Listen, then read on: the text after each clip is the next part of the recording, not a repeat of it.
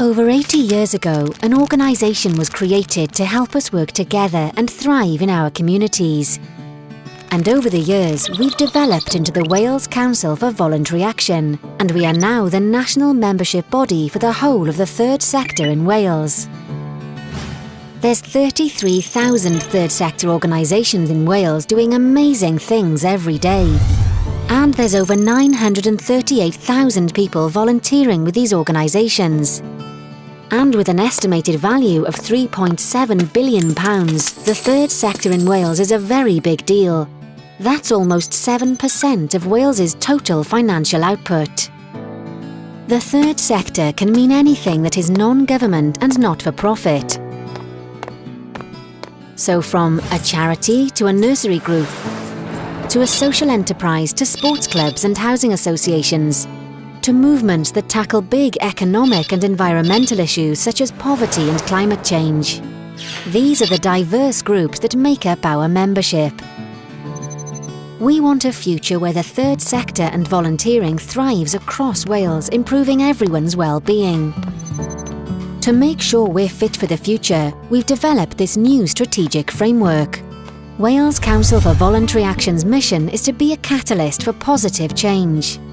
We will do this in 3 ways: connecting, enabling and influencing. Our membership is made up of organisations across the whole of Wales, and they all have a wealth of skills and experiences and creative ideas for the future.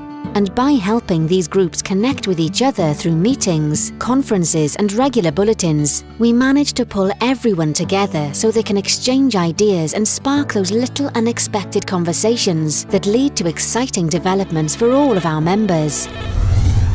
We also make the links for our members with people in other sectors and make connections to networks outside of Wales.